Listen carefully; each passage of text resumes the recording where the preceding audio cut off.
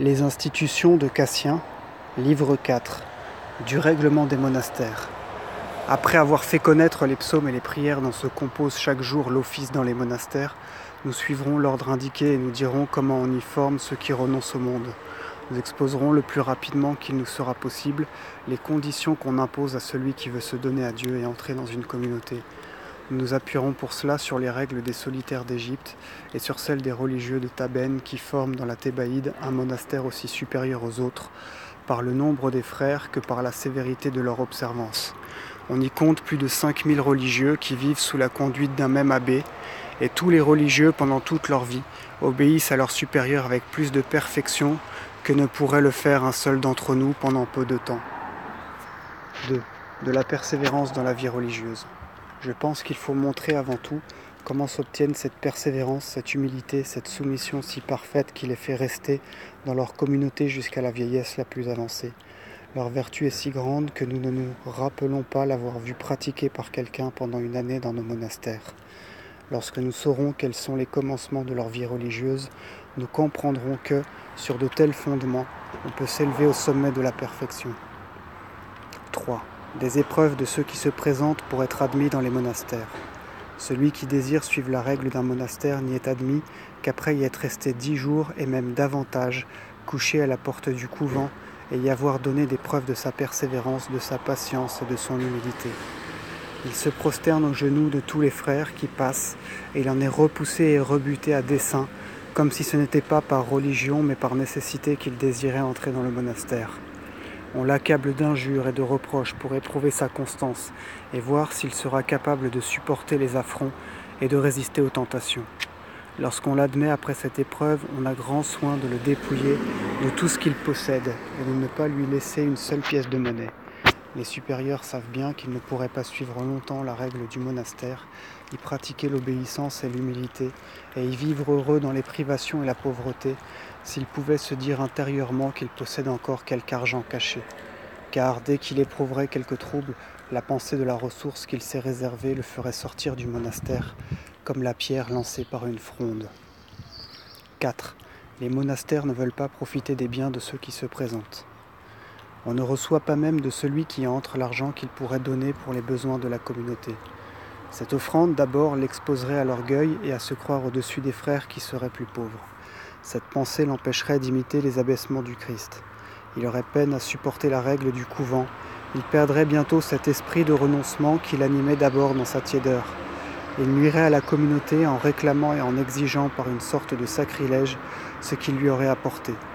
C'est ce qu'il faut éviter avec soin en profitant des leçons si fréquentes de l'expérience. Combien en avons-nous vu qui, après avoir été reçus trop facilement dans des monastères moins prudents, ont ensuite réclamé en causant un grand scandale l'argent qu'ils avaient donné et qu'on avait déjà employé à de bonnes œuvres. 5. Pourquoi les religieux quittent leurs vêtements du monde et en reçoivent d'autres ? On dépouille si bien celui qu'on admet de tout ce qu'il possède qu'on ne lui permet même pas de conserver les vêtements qu'il portait. Il est introduit dans l'assemblée des frères, on lui ôte ses habits et il reçoit des mains de l'abbé ceux du monastère, afin qu'il apprenne par là que non seulement il s'est dépouillé de tout ce qu'il avait autrefois et de tout le faste du monde, mais encore qu'il s'est abaissé jusqu'au dénuement et à la pauvreté de Jésus-Christ. Il ne doit plus vivre à l'avenir des richesses qu'il se procurait comme les hommes du siècle, ou qu'il aurait pu se réserver secrètement, mais des pieuses largesses du couvent qu'il recevra comme la solde d'un soldat. En reconnaissant qu'il ne possède rien et qu'il reçoit de ses supérieurs la nourriture et le vêtement, il apprendra, selon le précepte de l'Évangile, à ne pas s'inquiéter du lendemain, et il ne rougira pas de s'unir aux plus pauvres de la communauté, que notre Seigneur lui-même n'a pas rougi d'appeler ses frères.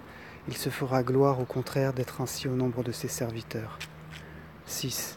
Pourquoi l'économe garde les vêtements du monde que les religieux quittent ? Ces habits qu'on ôte aux novices sont remis à l'économe, qui les garde jusqu'à ce que ses progrès dans la piété, sa conduite avec les frères et sa patience dans les épreuves puissent faire compter sur sa persévérance. Si, après un certain temps, il paraît évident qu'il conservera sa première ferveur et qu'il restera dans la communauté, on donne ses habits aux pauvres. Mais si on le voit au contraire se laisser aller au murmure et tomber dans quelque légère désobéissance, on lui retire les habits dont il avait été revêtu. On lui rend ceux qui avaient été mis à part et on le renvoie. car il n'est jamais permis de quitter le monastère avec le vêtement religieux, et celui qui par sa tiédeur se rend indigne de la profession ne doit plus en porter l'habit. Aussi personne ne peut-il le garder pour quitter le couvent, à moins qu'il ne profite des ténèbres de la nuit pour partir comme un esclave fugitif. Ordinairement, lorsqu'un religieux est jugé indigne de rester dans la communauté, on lui ôte son costume en présence de tous les frères et on le chasse honteusement. 7. Ceux qui se présentent avant d'être admis parmi les religieux sont confiés aux soins de l'hôtelier. Celui qui a été admis, éprouvé et revêtu de l'habit religieux, comme nous l'avons raconté, n'a pas encore la permission de vivre avec les frères. On le confie à un ancien qui demeure près de l'entrée du monastère et qui est chargé de recevoir les étrangers et les voyageurs et de leur rendre tous les bons soins de l'hospitalité. Il passe sous sa conduite une année entière.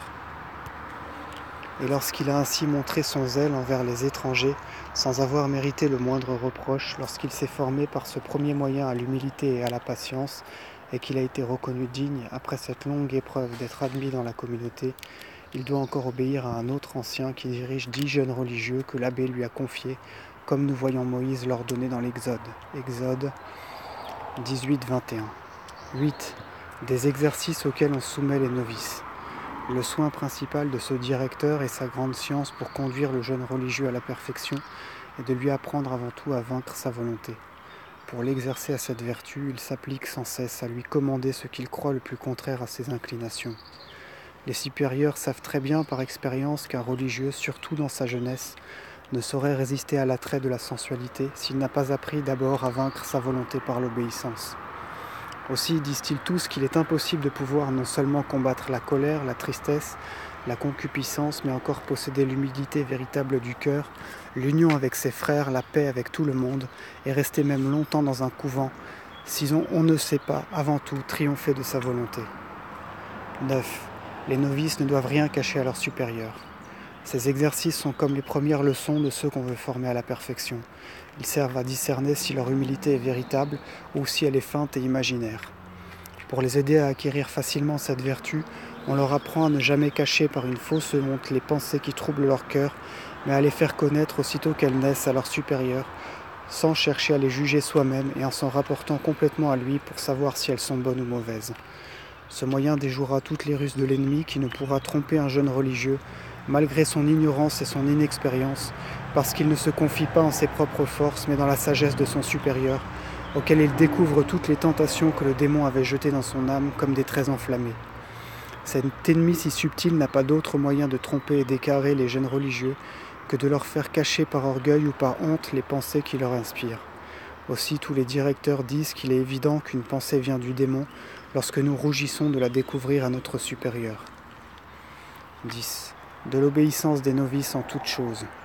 L'obéissance est pratiquée avec tant de perfection dans ces monastères que les jeunes religieux n'oseraient jamais, à l'insu et sans la permission de leur directeur, sortir de leur cellule, même pour satisfaire les besoins les plus naturels. Ils s'empressent tellement de le faire sans discuter tout ce qu'on leur ordonne, comme si Dieu le leur disait lui-même, qu'ils entreprennent quelquefois des choses impossibles avec une grande confiance. Et ils font tous leurs efforts pour réussir, parce qu'ils respectent trop leurs supérieurs pour penser que ces ordres ne sont pas raisonnables. Je ne parlerai pas davantage ici de leur obéissance admirable. J'aurai bientôt l'occasion d'en citer quelques exemples si vos prières m'en obtiennent la grâce. Je continue maintenant à exposer les institutions de l'Orient, mais en omettant tout ce qui ne pourrait pas se pratiquer dans les monastères de nos provinces, comme je l'ai promis dans ma préface. Ainsi, je ne m'arrêterai pas à faire remarquer que leurs vêtements ne sont pas de laine mais de lin, qu'ils n'en ont jamais deux, mais que leur supérieur seulement leur en donne un pour changer lorsque celui qu'ils portent paraît devenir trop sale. 11. Austérité des religieux dans leur nourriture. Je ne parlerai pas non plus de cette abstinence si rigoureuse, si extraordinaire, qui leur fait regarder comme un festin délicieux les herbes salées qu'on trempe dans l'eau pour le repas des frères. Je passerai aussi sous silence d'autres mortifications que la température de notre province ou la faiblesse de nos constitutions nous rendraient impossibles. Je dirai seulement ce que notre climat et nos santé nous permettent de faire, à moins que notre tiédeur et notre lâcheté n'y mettent obstacle. 12. On doit tout quitter au premier avertissement. Aussitôt que les religieux, appliqués dans leurs cellules au travail et à la méditation, entendre le signal de celui qui est chargé de frapper aux portes pour les appeler à l'office ou à quelque exercice, tous se hâtent de sortir avec tant d'empressement que celui qui écrit n'oserait pas finir une lettre commencée quand on vient l'avertir. Chacun, dès qu'il entend le signal, sort sans différer un instant, sans continuer en la moindre chose ce qu'il était en train de faire, se préoccupant bien moins de son ouvrage que de la sainte obéissance, qu'il préfère non seulement au travail des mains, à l'étude, au silence et à la paix de la cellule, mais aussi à d'autres vertus, et ils subissent volontiers toutes sortes d'inconvénients, pour ne jamais violer en la moindre chose cette vertu qui leur est si chère. 13. Combien on est coupable de s'approprier la moindre chose. Je crois superflu de rapporter entre autres règles celle qui leur défend de posséder un vase, une corbeille ou quelque chose qu'ils marqueraient d'un signe comme leur appartenant en propre. Leur pauvreté est si complète qu'ils n'ont rien que les vêtements qui servent à les couvrir. Dans d'autres monastères où l'observance est cependant moins rigoureuse, nous voyons cette règle encore si bien suivie que personne n'oserait dire qu'une chose lui appartient. Ce serait un grand scandale d'entendre un religieux dire « mon livre, mes tablettes, ma plume, ma tunique, mes chaussures », et celui qui commettrait une pareille faute par distraction ou par ignorance devrait l'expier par une sévère pénitence. 14. Quel que soit le profit du travail, il ne doit servir qu'à se procurer le nécessaire. Quoique chaque religieux gagne tous les jours au monastère de quoi suffire non seulement à ses modestes besoins, mais encore à la nourriture de plusieurs autres, personne cependant ne s'en prévaut et ne se glorifie des profits que la communauté retire de son travail. Personne ne penserait à recevoir plus que ces 2 petits pains qui coûtent à peine 3 deniers. Pas un n'oserait travailler pour lui-même, il ne pourrait pas même en avoir la pensée. Ces religieux croient, il est vrai, que le bien du monastère est à tous, et que chacun doit en avoir le soin et la garde. Mais l'amour de la pauvreté qu'ils ont choisi et qu'ils veulent garder fidèlement en toutes choses fait qu'ils se considèrent comme des étrangers, des voyageurs en ce monde, et ils se croient plutôt les obligés, les serviteurs du monastère que les maîtres de ce qu'ils possèdent. 15. Du relâchement de l'esprit de pauvreté. Que dirons-nous de ces exemples, nous malheureux qui vivons dans un couvent sous la conduite paternelle d'un abbé et qui portons toujours sur nous la clé de ce qui nous appartient? Sans respect pour nos engagements et sans honte de les violer, nous ne rougissons pas de porter publiquement à notre doigt l'anneau qui sert à marquer ce qui est à nous, et nous avons tant de choses que les corbeilles et les paniers ne suffisent pour les mettre. Il faut encore des coffres et des armoires pour conserver tout ce que nous amassons, ou ce que nous avons gardé en quittant le siècle.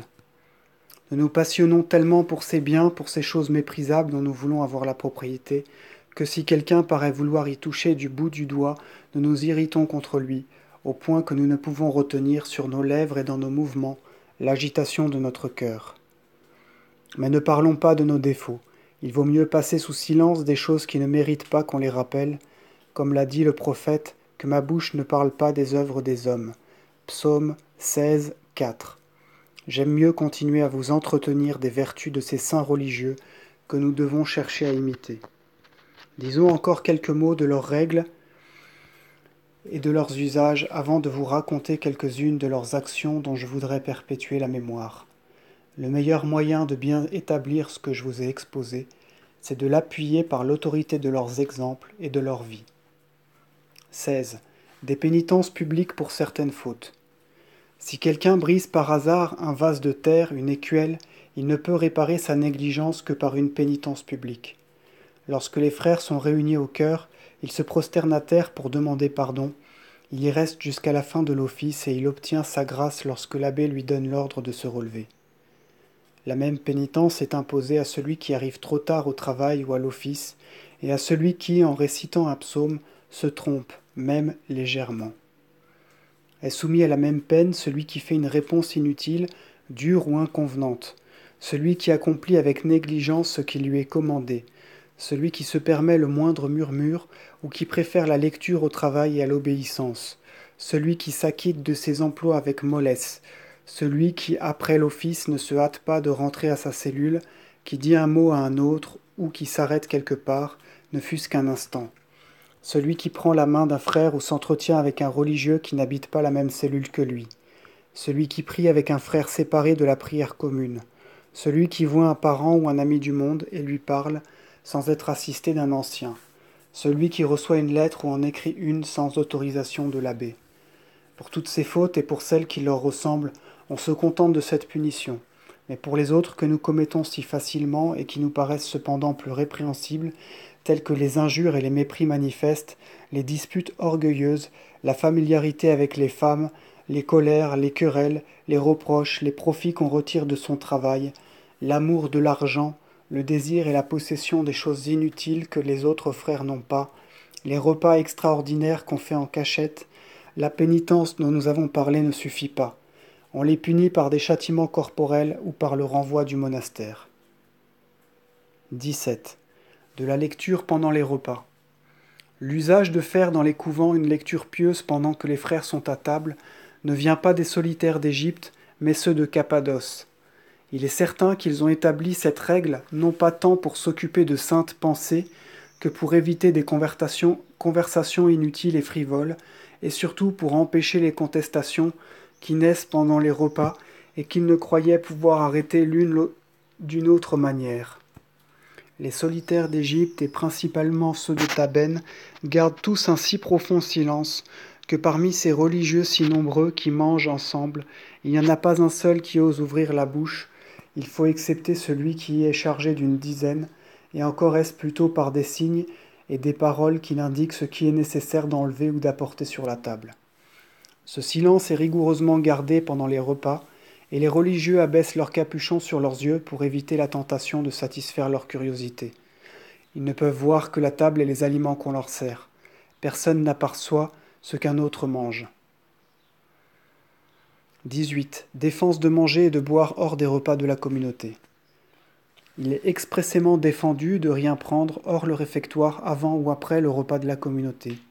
Lorsque les religieux vont dans les jardins et les vergers où les fruits pendent aux arbres comme pour s'offrir à la bouche des passants, et qu'ils en trouvent même à terre qu'on pourrait ramasser pour ne pas les fouler aux pieds, cette abondance et cette facilité semblent exciter la convoitise et devoir tenter les plus austères et les plus mortifiés.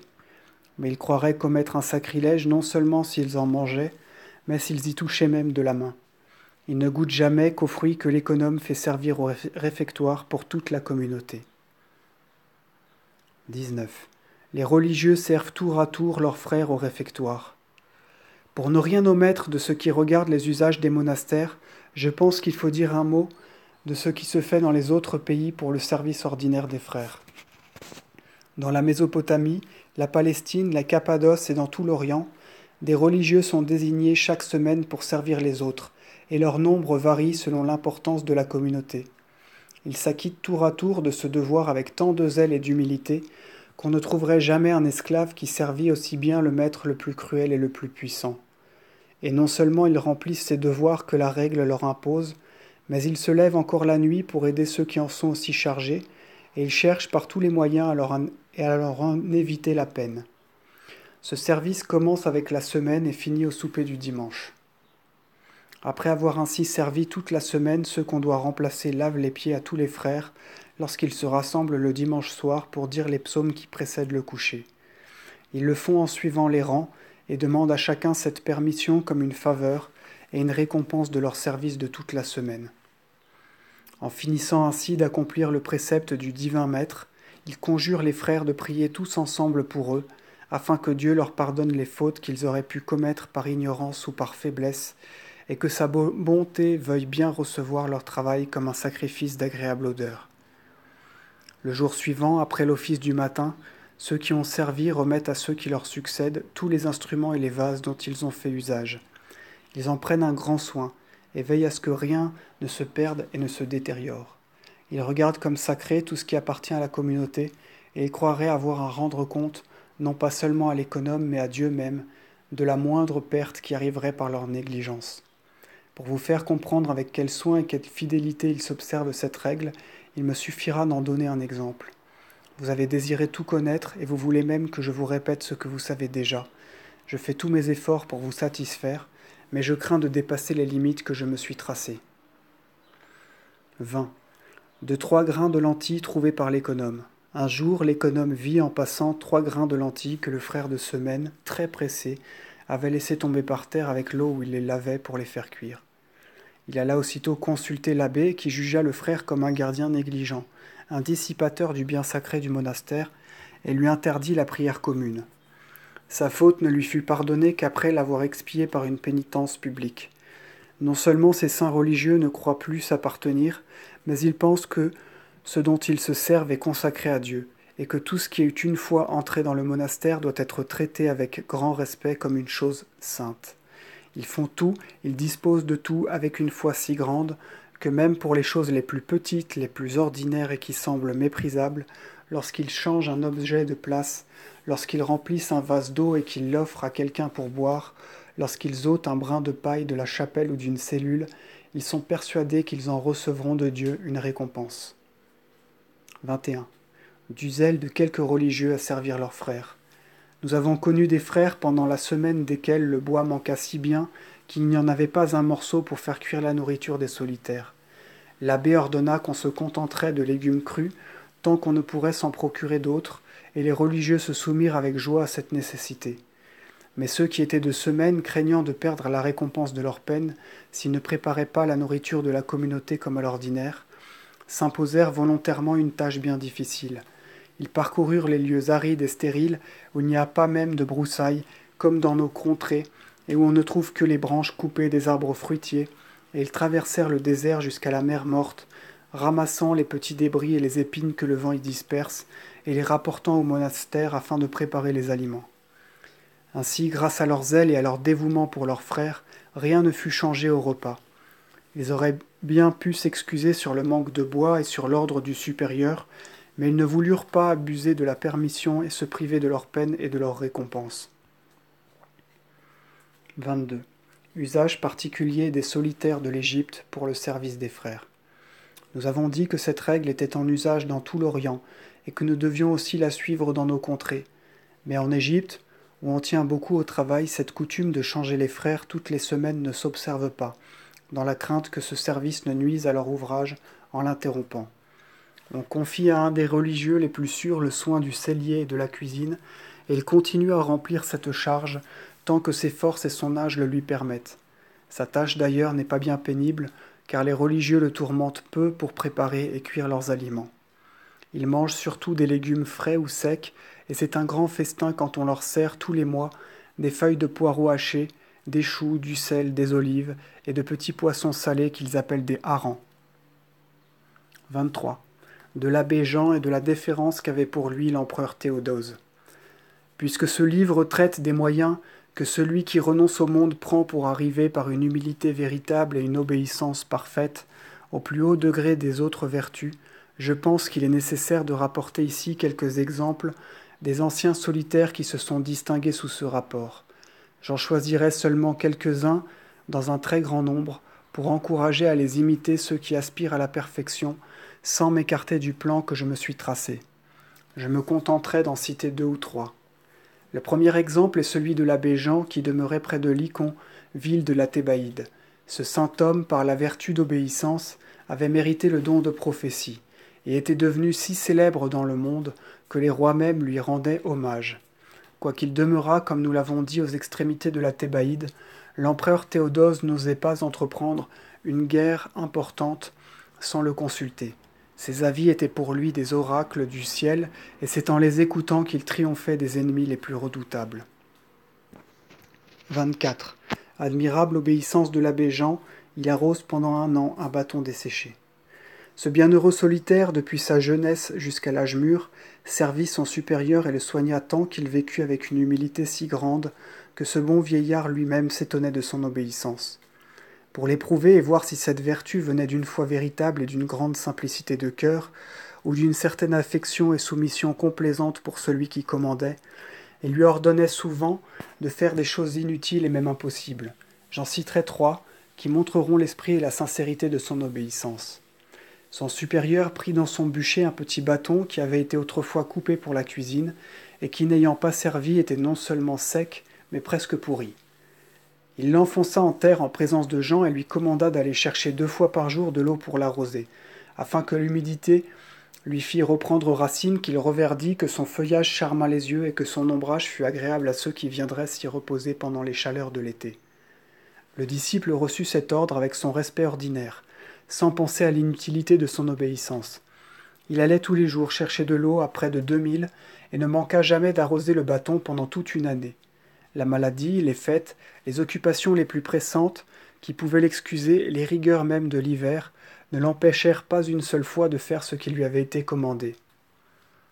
Le vieillard observait en silence l'assiduité de son disciple et voyait qu'il obéissait avec une grande simplicité de cœur, une humilité sincère, comme si cet ordre lui était venu du ciel, sans aucun trouble sur son visage, sans murmurer ou raisonner. Il eut enfin compassion de ce travail si pénible qui avait duré toute une année, et s'approchant du bâton. Jean, dit-il, cet arbre pousse-t-il des racines? Et comme celui-ci répondait qu'il n'en savait rien, il parut vouloir examiner la chose et constater si le bâton tenait bien sur ses racines.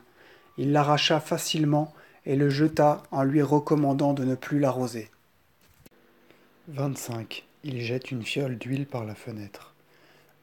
Le jeune religieux, formé à une pareille école, fit de tels progrès dans cette vertu, et brilla si bien par son humilité, que sa réputation se répandit comme une bonne odeur dans tous les monastères. Quelques frères qui étaient venus s'édifier près du vieillard lui témoignaient leur admiration pour l'obéissance de son disciple, dont ils avaient entendu parler. Il l'appela, lui dit de prendre la fiole où était toute l'huile qu'on avait, et qui servait à bien recevoir les étrangers, et lui ordonna de la jeter par la fenêtre. Jean monta bien vite et jeta par la fenêtre la fiole, qui se brisa à terre. Il ne s'arrêta pas à considérer et à discuter la singularité du commandement, le besoin qu'on avait de cette huile, son utilité pour la santé, le manque d'argent pour en acheter, la difficulté qu'on aurait à en avoir dans ce désert affreux, où il était impossible de se procurer à n'importe quel prix l'huile qui avait été ainsi perdue. 26. Ses efforts pour rouler un rocher. Une autre fois, le supérieur de Jean l'appela devant quelques religieux qui désiraient s'édifier de son obéissance. Jean, lui dit-il, courez vite et roulez ici ce rocher. Ce rocher était énorme, et une troupe nombreuse d'hommes n'aurait pas même pu l'ébranler. Jean se mit aussitôt à l'œuvre et fit tant d'efforts de la tête et des épaules, que bientôt non seulement son corps et ses vêtements étaient baignés de ses sueurs, mais que le rocher même en était mouillé. Il ne s'inquiétait pas de l'impossibilité de réussir, il ne pensait qu'à obéir avec respect et simplicité, bien persuadé que son supérieur ne pouvait rien lui ordonner inutilement et sans raison.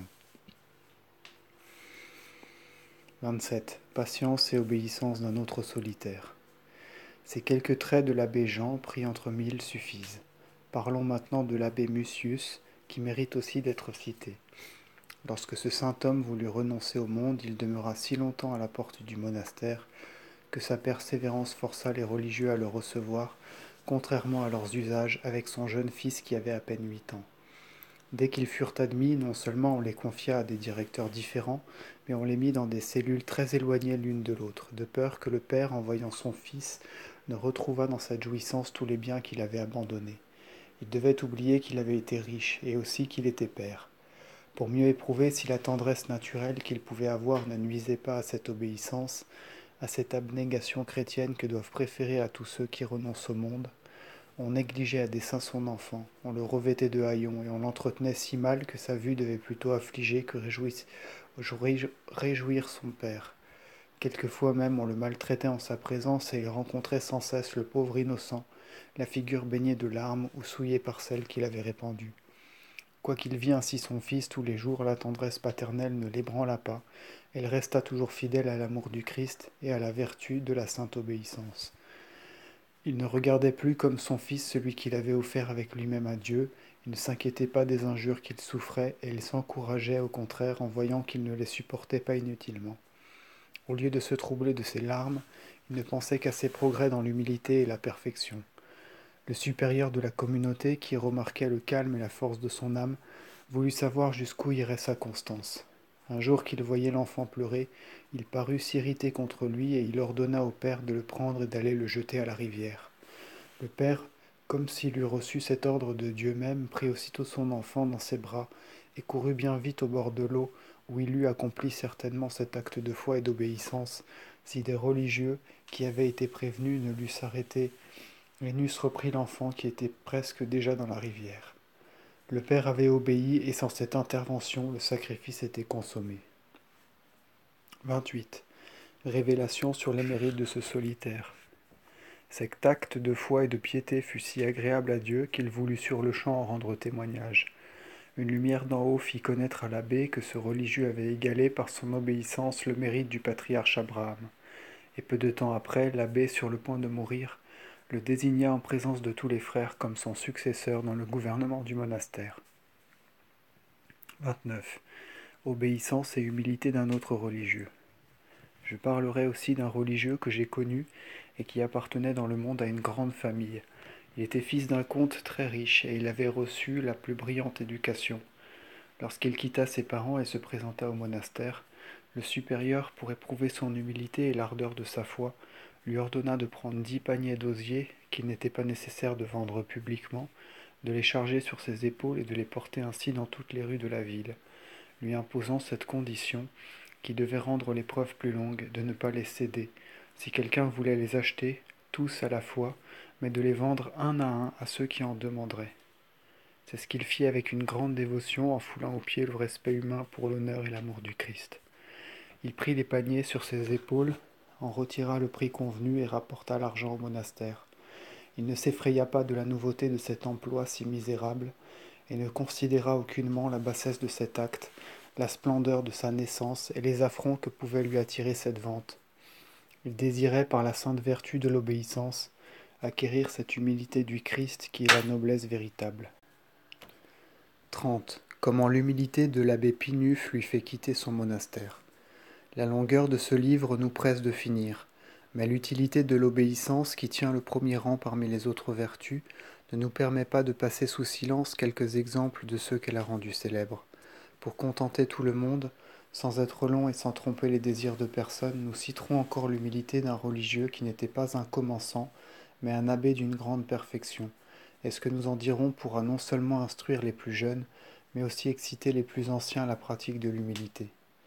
Nous avons connu l'abbé Pinuf qui était prêtre dans un monastère considérable de l'Égypte, près de la ville de Panephise.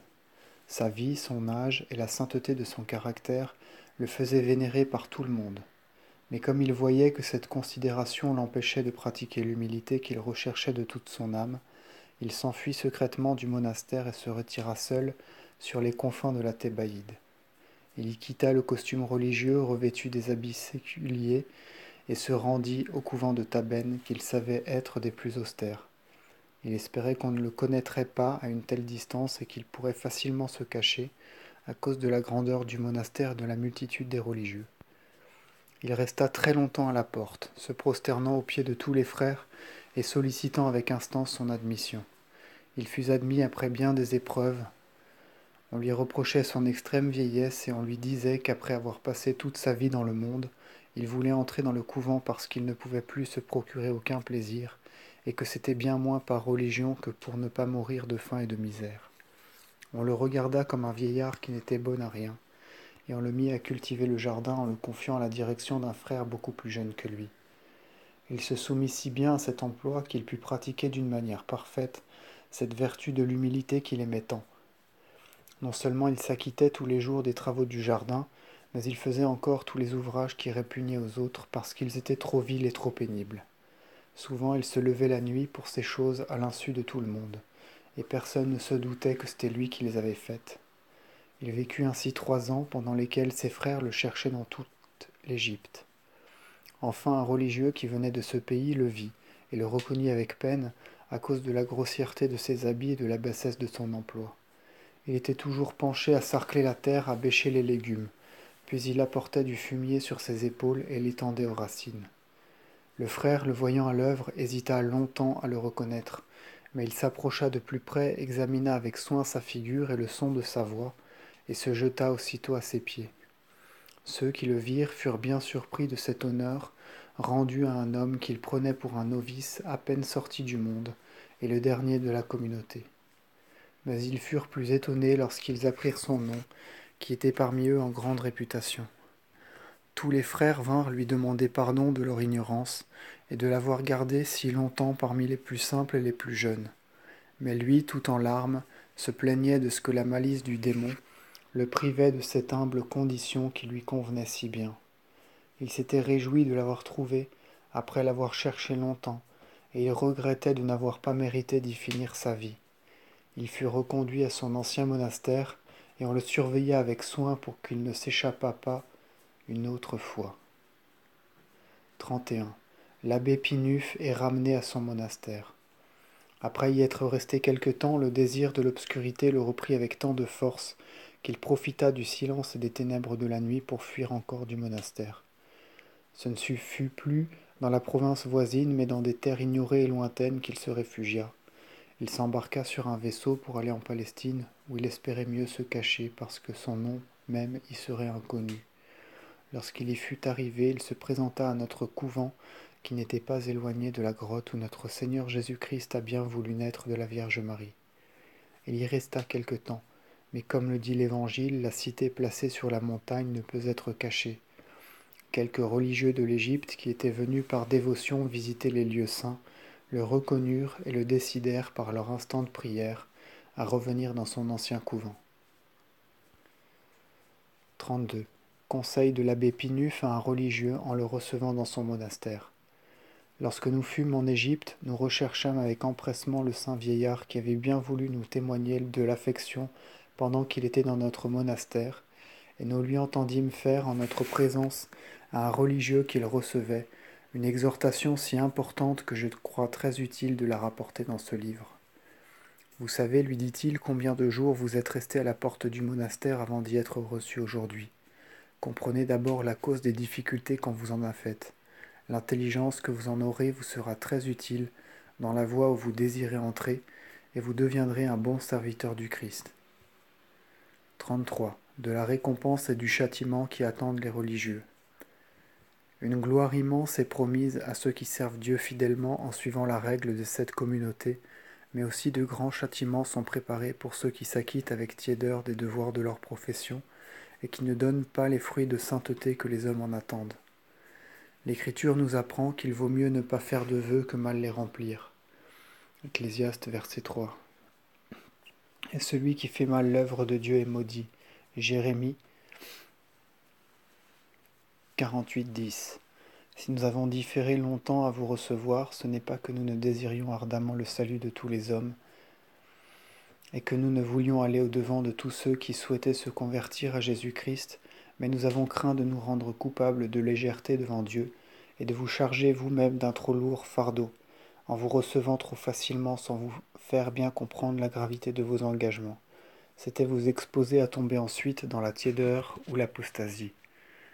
Vous devez avant tout connaître les vrais principes du renoncement, afin que cette connaissance vous apprenne clairement tout ce que vous aurez à faire.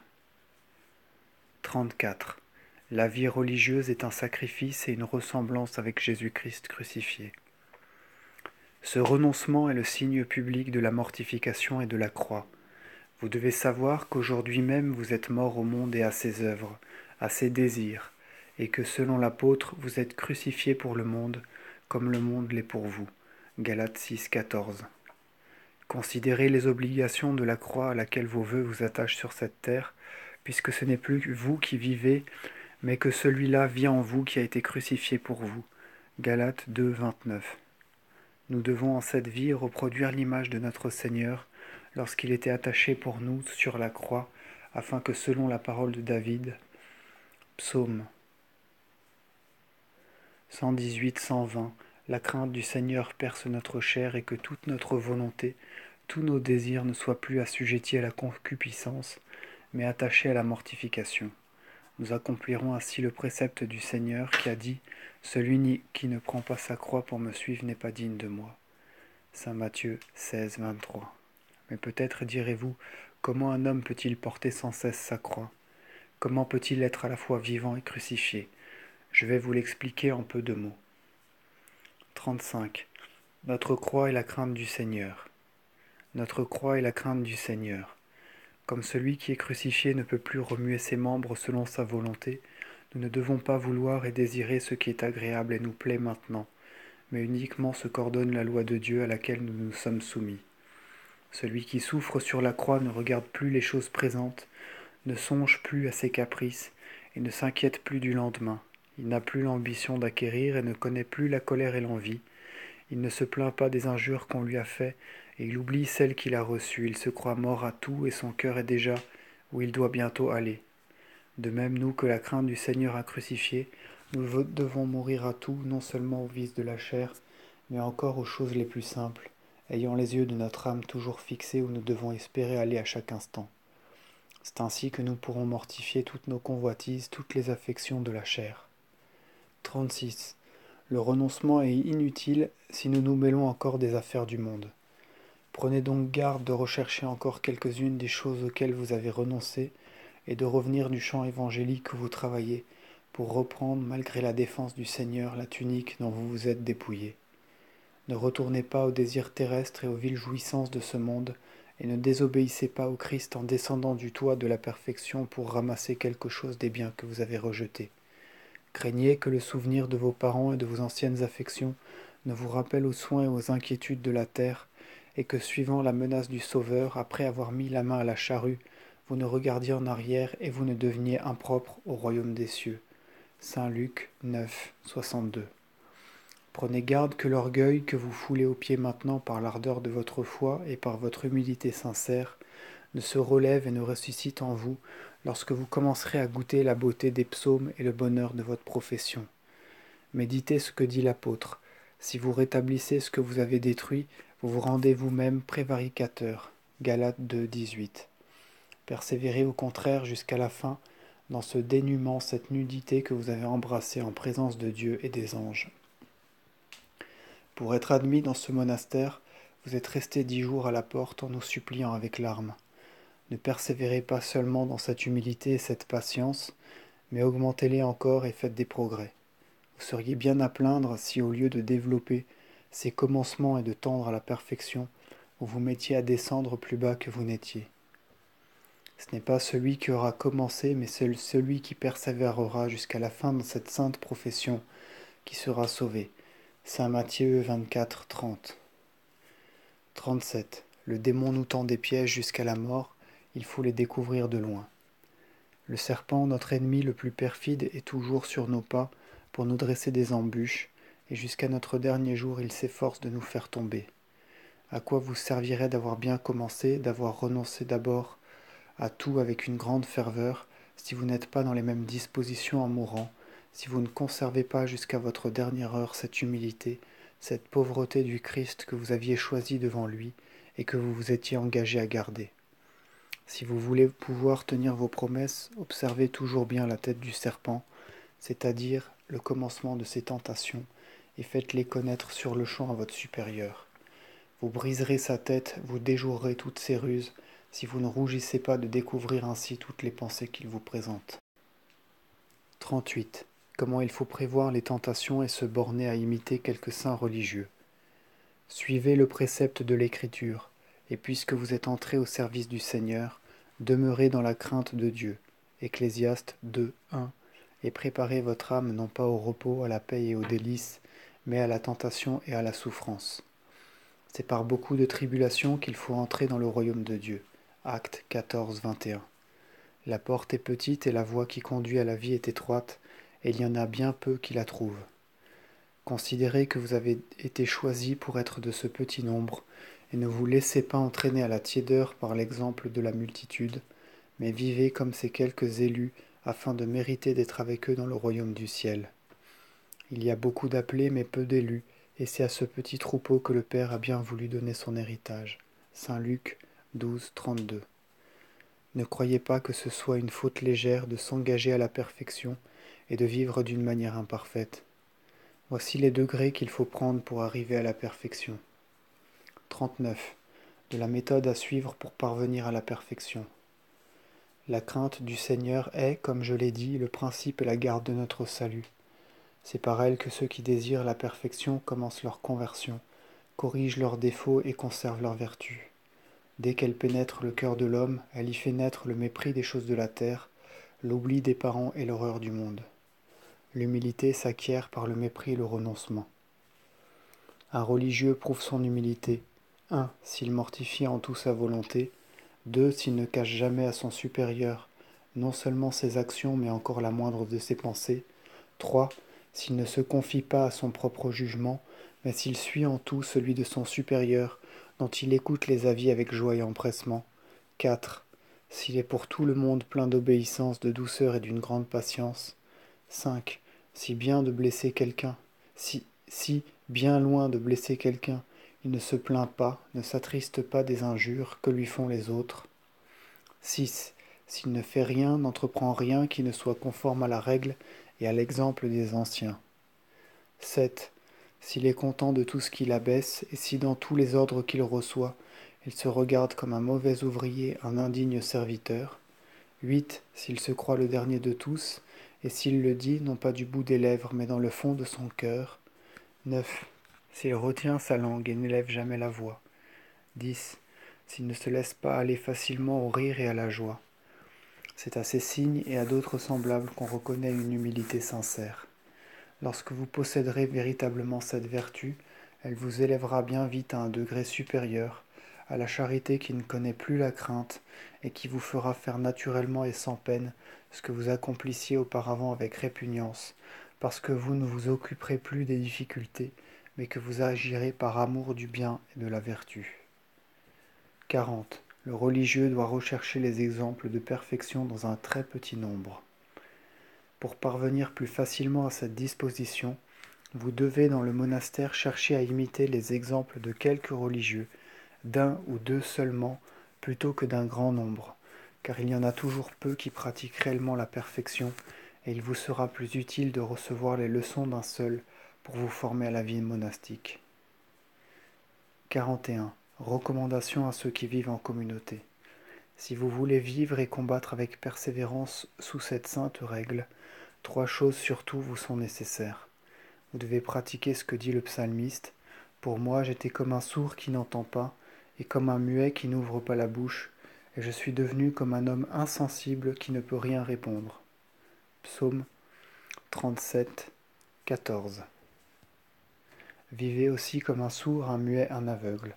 Regardez uniquement celui que vous êtes proposé pour modèle et fermez les yeux sur tout ce qui pourrait moins vous édifier, de peur que l'exemple et l'autorité de ceux qui agissent ne vous entraînent au relâchement et à faire ce que vous aviez condamné d'abord. Si vous rencontrez un désobéissant, quelqu'un qui murmure, qui médit ou fait quelque chose contre la règle, ne vous scandalisez pas et gardez-vous bien de l'imiter, mais soyez comme un sourd au milieu de ces désordres. Si on fait des reproches à vous ou à un autre, si on vous dit des injures, soyez calme, écoutez comme un muet sans répondre, et répétez toujours dans votre cœur ce verset du psalmiste. J'ai dit et je tiendrai ma promesse pour ne pas pécher par la langue. J'ai mis une garde à ma bouche lorsque le pécheur s'est élevé contre moi. J'ai gardé le silence et je me suis humilié. Je n'ai pas même dit de bonnes choses. Psaume 38, 2. Mais observez surtout ce qui me reste à dire. Non seulement soyez sourds, soyez muets, soyez aveugles, mais soyez forts comme le dit saint Paul. Devenez forts en ce monde afin d'être sages. 1 Corinthiens 3, 18. Ne jugez rien, ne discutez rien de ce qu'on vous commande, mais obéissez toujours avec une grande foi et une entière simplicité. Soyez persuadés que rien n'est plus saint, plus utile, plus sage que de faire ce que la loi de Dieu ou la volonté de votre supérieur vous ordonne. Quand vous serez ferme sur ce point, vous pourrez persévérer dans votre vocation et aucun piège, aucune tentation de l'ennemi ne sera capable de vous faire sortir du monastère. 42. Un religieux ne doit pas, pour être patient, compter sur la vertu des autres, mais sur sa propre douceur. Vous ne devez pas attendre votre patience de la vertu des autres. Si vous n'en aviez que lorsque personne ne vous offense, cela ne dépendrait pas de vous. Mais vous serez toujours libre d'en avoir si vous l'attendez de votre humilité et de votre douceur. 43. Résumé des moyens d'arriver à la perfection. Enfin, pour résumer tout ce que je viens de dire et le graver plus facilement dans votre cœur, voici quelques préceptes que vous pourrez retenir comme renfermant tous les autres. Écoutez-les comme le moyen de vous élever par degrés, sans beaucoup de peine, à une grande perfection. La crainte du Seigneur est selon l'Écriture le principe de notre salut et de notre sagesse. Proverbe 1, 7. Cette crainte produit une componction salutaire. De cette componction du cœur procède le renoncement, c'est-à-dire le mépris et l'abandon de tous ses biens. De ce renoncement vient l'humilité, de l'humilité naît la mortification de la volonté. Cette mortification arrache et détruit tous les vices et lorsque les vices sont détruits, les vertus portent leurs fruits et se développent. Cette fécondité des vertus donne la pureté du cœur, et la pureté du cœur nous fait acquérir la perfection de la charité évangélique.